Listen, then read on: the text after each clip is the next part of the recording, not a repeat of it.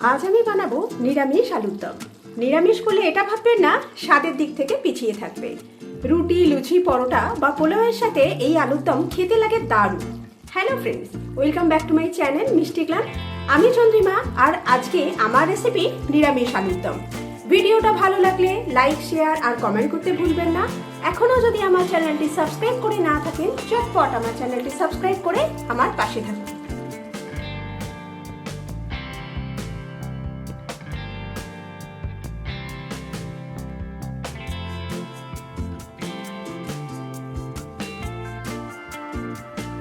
নিরামিষ আলুর দম বানাবার জন্য প্রথমে একটা মশলার পেস্ট বানিয়ে নেব। তার জন্য একটা মিক্সিং জারের মধ্যে একটা মিডিয়াম সাইজের টমেটো কুচি দিয়ে দিলাম। এবার অ্যাড করে দিচ্ছি 6 থেকে 7টা গোটা কাজু, দিচ্ছি 2টো শুকনো লঙ্কা, এবার অ্যাড করে দিচ্ছি 3টে কাঁচা লঙ্কা, এবার দিয়ে দিচ্ছি আদা কুচি। জল অ্যাড করে এগুলোর একটা মিহি পেস্ট তৈরি করে নেব। মশলার পেস্ট রেডি হয়ে গেছে। এখানে আর একটা ছোট বাটি নিয়ে নিয়েছি, আর একটা মশলার পেস্ট আগে থেকে রেডি করে রাখবো। এই বাটির মধ্যে দিয়ে দিচ্ছি 2 টিস্পুন টক দই,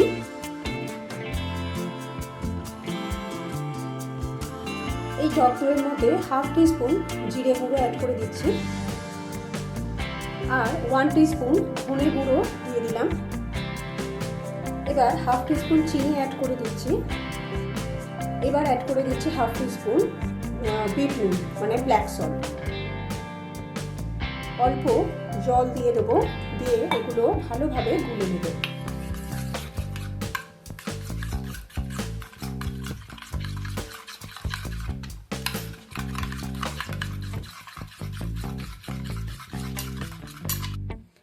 রান্নাটা করার জন্য আমি কড়ার মধ্যে দিয়ে দিচ্ছি সর্ষের তেল।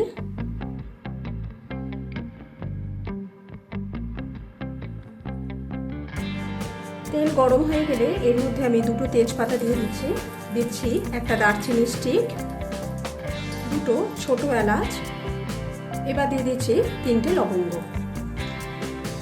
সেই সাথে সামান্য পরিমাণ হিং অ্যাড করে দিলাম। নিরামিষ তরকারিতে একটু হিং দিলে ভালো লাগে, বিশেষ করে নিরামিষ আলুর দমে।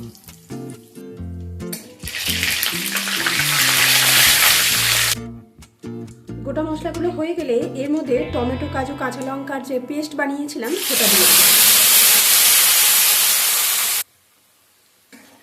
মশলাটাকে একটু কষিয়ে নেব।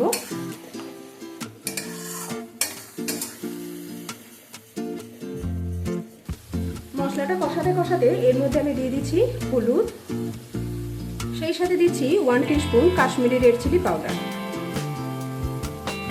সবকিছু একবার মিশিয়ে নেব।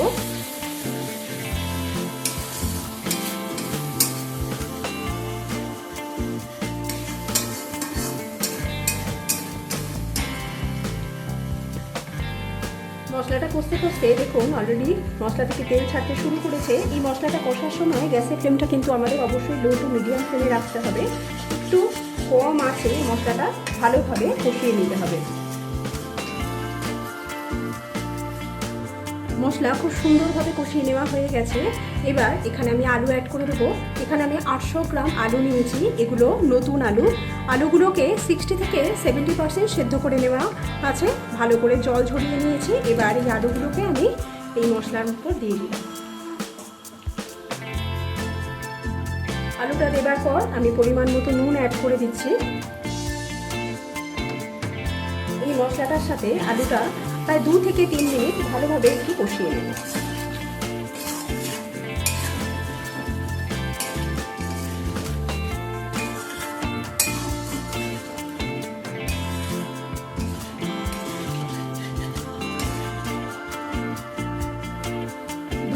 আলুটাকে মশলার সাথে কষিয়ে নেওয়ার পর এখানে দই দিয়ে যে মশলাটা আগে থেকে রেডি করে রাখা ছিল সেইটা অ্যাড করে দিলাম। এবার দইটা দেবার পর আবারও ভালোভাবে মশলার সাথে আলুটাকে কষিয়ে নেব।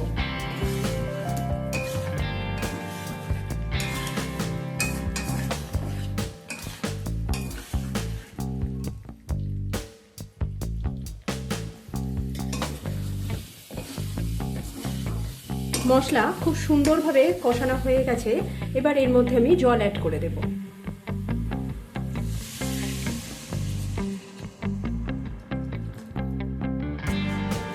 এবার দিয়ে দিচ্ছি কিছু চিড়ে রাখা কাঁচা লঙ্কা। নুন তো আগেই পরিমাণ মতো দেওয়া ছিল, তাই আর নুন অ্যাড করবো না। এবার সব কিছু একবার ভালোভাবে মিশিয়ে নেব।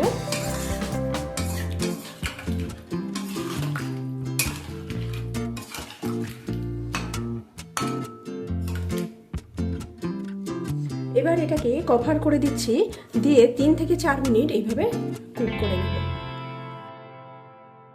নামাবার আগে এতে আমি 1 টিস্পুন ঘি অ্যাড করে দিচ্ছি।